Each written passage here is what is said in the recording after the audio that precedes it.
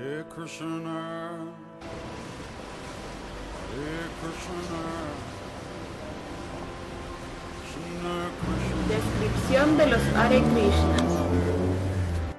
Colectividad de la paz, secta religiosa, retirados del sistema o capital cultural de este.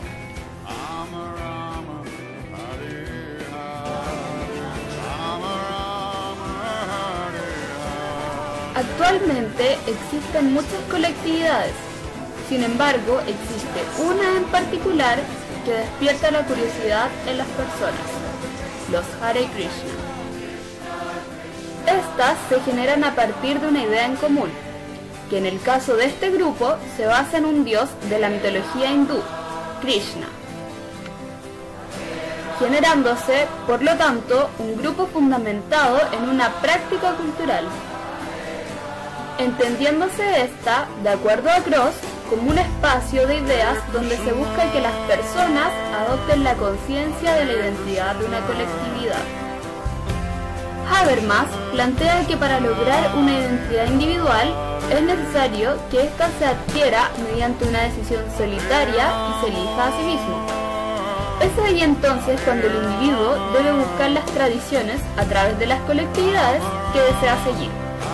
En este proceso, Habermas plantea que las identidades colectivas e individuales son complementarias, puesto que el ser humano tiene una identidad personal que debe asociar con un conjunto de tradiciones ya establecidas de las cuales se hace voluntariamente miembro. Así entonces, se clarifica que estos grupos giran en torno no solo a una idea en común, sino también en torno a una concepción práctica de la vida. Esta idea y concepción es lo que se llama ideologema.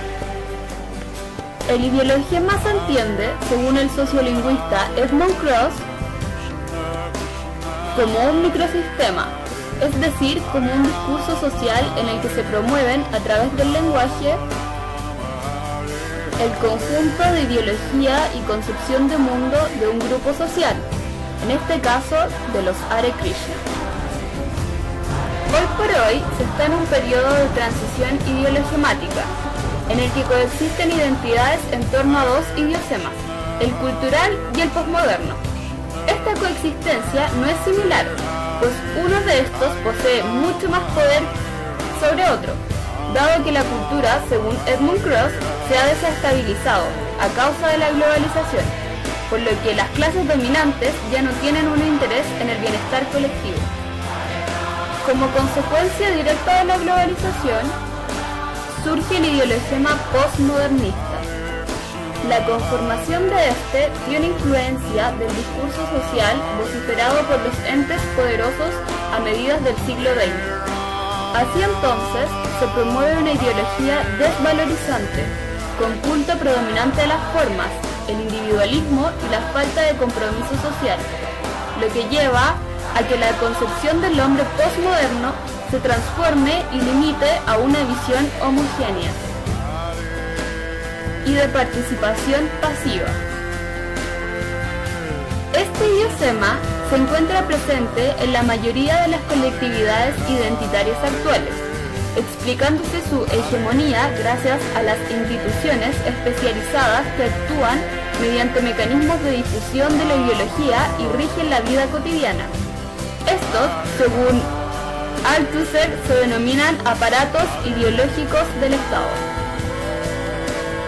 El ideologema cultural se podría definir como el opuesto al posmoderno, pues en primer lugar nace y tiene influencia directa de la cultura, centrándose principalmente en el valor simbólico de esta.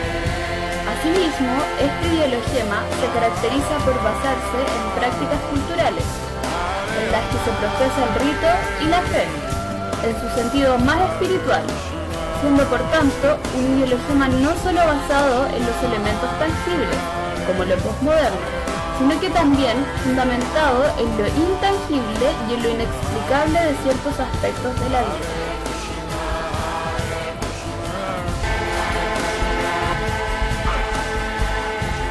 Este es un templo, entonces en el templo, alrededor de todo el mundo, existen tradiciones establecidas por nuestro fundador. pero se explica que las personas deberían de bajar, deberían de estar ahí enfrente del altar, hay unas deidades, y las personas deberían estar a las 4:30 de la mañana ahí cantando. Una oración muy bonita, una oración al maestro espiritual. Y eso es hasta las 5 de la mañana. Son cantos grupales. Y después, a las 5, entre 5 y 5:15 más o menos, comienzan cantos individuales. Entonces, el canto puede ser grupal y puede ser personal. Hasta las 7 hay otra vez unos media hora de cantos grupales. Y a las 7:30 viene una persona y se sienta acá y da una clase. En el libro que estaba acá, para llegar allá en el campo. Y eso es hasta las 8:30. Y después la gente desayuna hasta las 9:30, más o menos. Lo que tienen que hacer cosas fuera del templo, se van del templo, hacen sus actividades. Y nosotros, yo ahora estoy yendo allá del templo. Y después me voy por el pasillo y comenzamos las labores del restaurante. Hay otras labores de otras personas allá construyendo el nuevo salón del templo. Y eso. Entonces, después nos encontramos otra vez a las 6 de la tarde. Ahora a las 6 de la tarde se vuelve a cantar otra vez. Y hay cantos grupales hasta media hora, 6:30. Después viene a ser otra persona y se sienta acá y da una clase de otro libro, el Bhagavad Gita.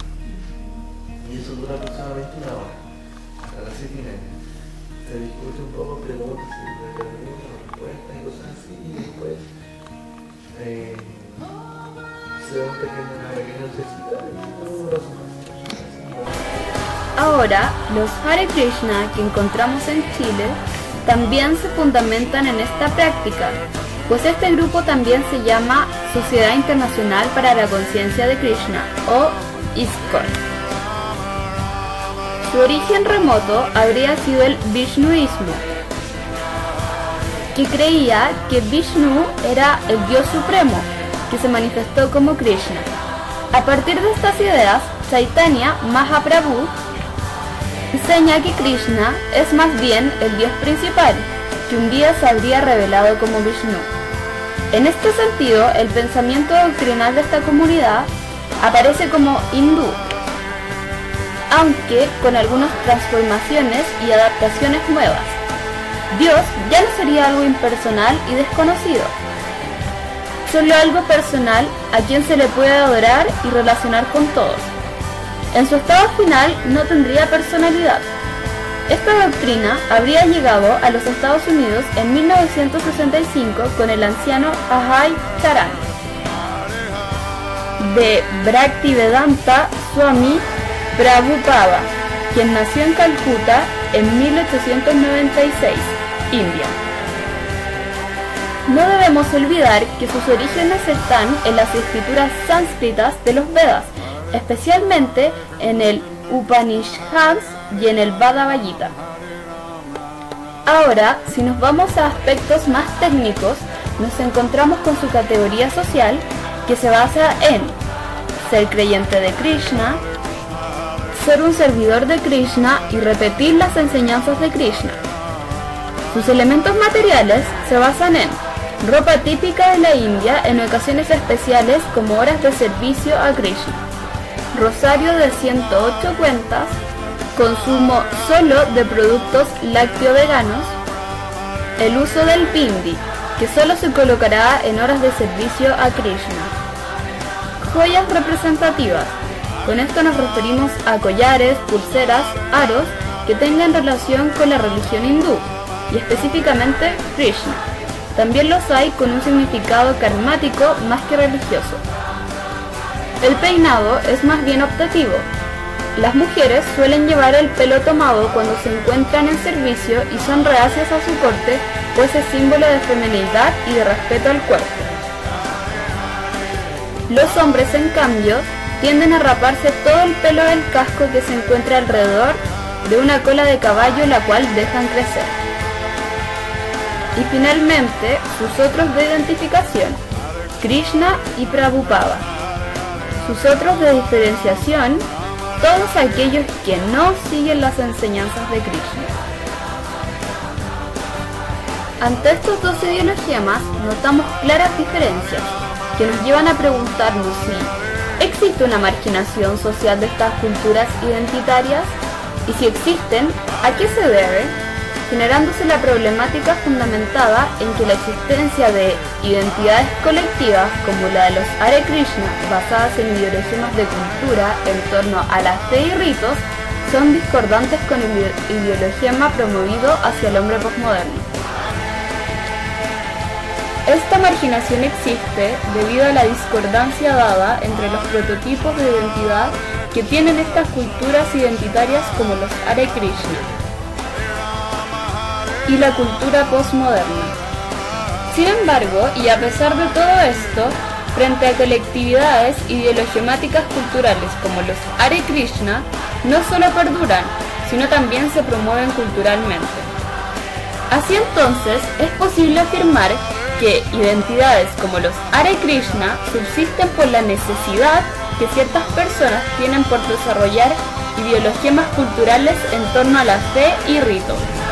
Como se vio, estos dos ideologemas son discordantes, causando que su coexistencia no sea del todo pacífica, pues existe una clara predominancia del ideologema postmoderno sobre el idiosema cultural. Esta discordancia se hace evidenciable a través de la concepción de cultura actual, ya que mientras para lo postmoderno es lo que corresponde a un capital mercantil, para lo cultural corresponde al símbolo espiritual en el que se enraizan colectividades e individuos en busca de su propia identidad. Sin embargo, este último idiosema, que es representado por colectividades Hare Krishna, subsiste y aún más se expande y promociona, no al nivel del postmoderno, pero sí en alguna medida. Ante esto, los Krishnas, al no girar en torno a la visión mercantil de la cultura, y dadas sus prácticas, son más bien unos retirados ideológicos del sistema, pero esto no indica una indiferencia, sino que simplemente un apartamiento. Para verificar esto, nos dirigiremos a la comunidad de conciencia de Krishna de Barrio Repúblicas. Porque la comida con conciencia de Krishna es una comida espiritual, que no solo va a alimentar tu alma, sino también tu cuerpo. Es una comida que, aunque parezca, entre comillas, inverosímil, es algo que con el tiempo te vas dando cuenta que va haciendo su efecto. O sea, Krishna en el Bhagavad Gita dice que él acepta una flor, un agua o una fruta, no dice denme carne, denme huevo, denme pescado. Entonces por eso nuestra comida generalmente, mayoritariamente es vegetariana. Nosotros somos vegetarianos. Disculpe, entonces me está diciendo que no ingieren carne porque no. porque en el Bhagavad Gita, obviamente Krishna pide que se le ofrezca agua, fruta, flor, una flor. Y además porque el hecho de ser vegetariano nos inspira la misericordia, es una cualidad que se desarrolla, porque si tú te amas a los animales no te puedes comer a los animales, porque hay una dualidad de decir amo a los animales y te lo están comiendo. Entonces cuando tú inicias una búsqueda, hay un maestro espiritual dentro de tu corazón que se llama Paramatma, o puede ser el Espíritu Santo para los cristianos, que te va diciendo si donde estás es lo bueno o es lo correcto para ti. Entonces yo sentí que llegando a conciencia de Krishna, todas mis respuestas estaban satisfechas. Además que me sentí que llegué a mi casa. No fue nada raro ni nada extraño para mí. Cuando me mostraron un cuadro de Krishna y me dijeron, este es Krishna, la suprema personalidad de Dios, yo lo miré y dije, bueno, Dios tiene que ser muy hermoso. Y aparte de eso, si Él nos hizo a imagen y semejanza, por supuesto que tiene que tener brazos, piernas, ojos, ¿no? Entonces me sentí bien, me sentí que había llegado a mi casa. Se sentía identificada con el grupo colectivo. Exacto, exacto. Es una cuestión de conciencia, de corazón, de sentimiento. Porque, por ejemplo, estuve en los Testigos de Jehová, estuve en los Mormones, estuve en los Margamanda Mandalam, estuve en los budistas, estuve en muchas escuelas. Entonces yo siempre sentí que faltaba algo. Entonces aquí fue un todo.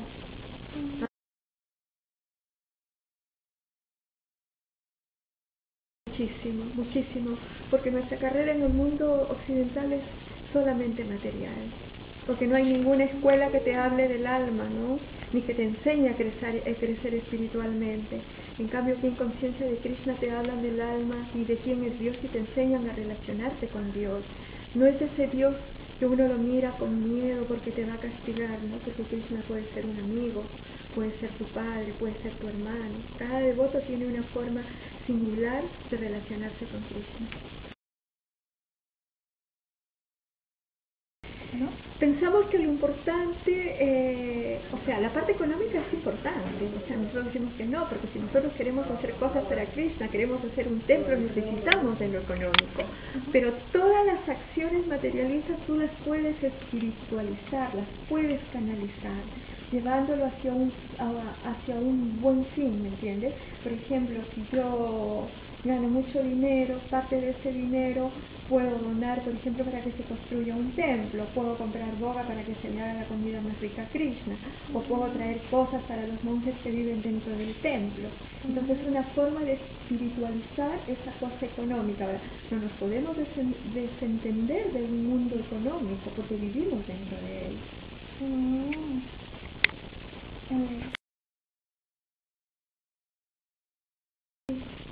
Yo creo que eso, tocando el mismo punto anterior, es porque la espiritualidad aquí en Occidente es como súper básica, ¿no? O sea, voy los domingos a la iglesia y todo está bien, pero no hay conciencia de ser verdadero cristiano, ¿no? Entonces yo creo que se han perdido muchas cosas, porque por lo menos en tiempos remotos la gente era más católica o era más cristiana, era fiel a su doctrina. Yo creo que eso se ha perdido un poco.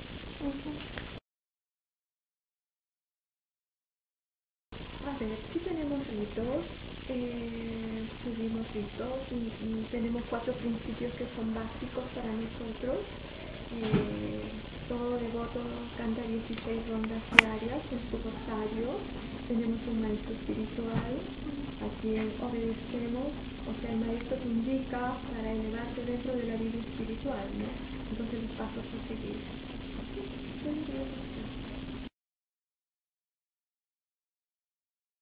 Los principios, dentro de los 4 principios. Así como hay los 10 mandamientos, nosotros tenemos 4 principios. Que uno es, por ejemplo, no drogarse, no tomar alcohol, no comer carne, huevo, pescado, no a los juegos de azar y no al sexo ilícito.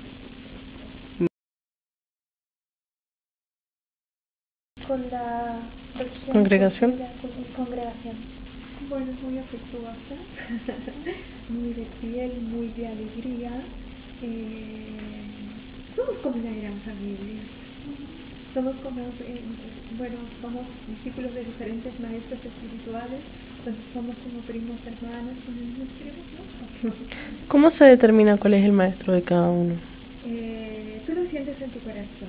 Voy a usar una palabra en hindú, Shakti, que significa energía. Tú sientes qué energía te llega. Por eso es que muchas veces demoramos tanto, porque necesitamos conocer a los maestros espirituales, porque tú ves un maestro espiritual y de repente te encanta, pero ves otro y sientes que te gusta más, y llega uno que de repente te deslumbra, y que tú sientes en tu corazón que es ese a quien quieres seguir, ¿no? O sea, ¿cualquier persona puede llegar a convertirse en maestro espiritual de alguien más? No creo que sea cualquier persona, porque el maestro espiritual, el guru, es una persona, un swami, que es un amo de los sentidos, una persona que ha llegado a total dominación de sus sentidos, una persona pura. Las escrituras dicen que el maestro espiritual es alguien que ha visto cara a cara a Dios, y que él no te va a engañar, él no te va a mentir. ¿Cuál es específicamente su rol dentro de esta comunidad? ¿Cómo? Su rol en esta comunidad, ¿qué juego es? Yo soy una feligresa más, que por la misericordia de Krishna y el maestro espiritual vengo a hacer servicio los días jueves a cocinar a mis deidades. No tengo ningún rol, soy simplemente una feligresa más. Ya.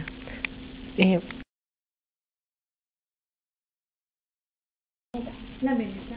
Bueno, hacer a la gente conciencia de Krishna, que entienda que uno está en este mundo para liberarse y aprender a ser feliz, amar y servir a Dios. Porque ese es nuestro dharma en la vida. Uno no lo sabe, pero tenemos un alma que necesita alimento espiritual. Ese es nuestro fin. El fin de todos los devotos es servir a la comunidad, enseñarles el camino, enseñarles la liberación.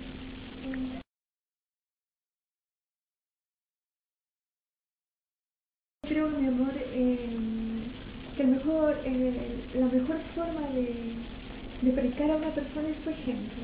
Un devoto siempre trata de ser misericordioso, siempre trata de ser correcto, amable, ayudar, ¿me entiendes? Una forma siempre sana y buena de actuar frente a los demás. O sea, tú nunca vas a esperar que un devoto sea una mala persona, que te trate mal o que te haga daño, todo lo contrario. Porque sabemos que dentro de cada persona hay una alma espiritual, una chispa chiquitita de Cristo. Entonces, esa es la forma, yo siempre digo, el mejor ejemplo, la mejor práctica es el ejemplo de uno.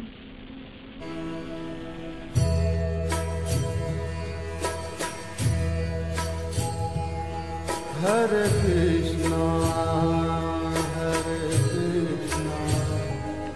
Krishna Krishna, Hare Hare, Hare Rama, Rama Rama. En base a todo el estudio y la información recopilada para poder llevar a cabo este documental, se podrá esbozar a partir de este ciertas reflexiones y conclusiones tanto de la identidad como el tema principal, y también de los Hare Krishna como comunidad identitaria. En primer lugar, es indispensable mencionar que la identidad es algo inherente en el ser humano. Toda persona, en un afán de conocerse, buscará su propia identidad y hallará esta ligada a otros individuos que, al igual que él, comparten ciertos gustos o ideologías. Es en aquel punto donde la persona se encontrará relacionada directa o indirectamente a un grupo específico y caracterizado por elementos que lo hacen propio e irrepetible. Sin embargo, estas distintas comunidades pueden tener distintos orígenes y creencias, y es ahí cuando se puede vislumbrar las grandes diferencias que presentan entre ellas.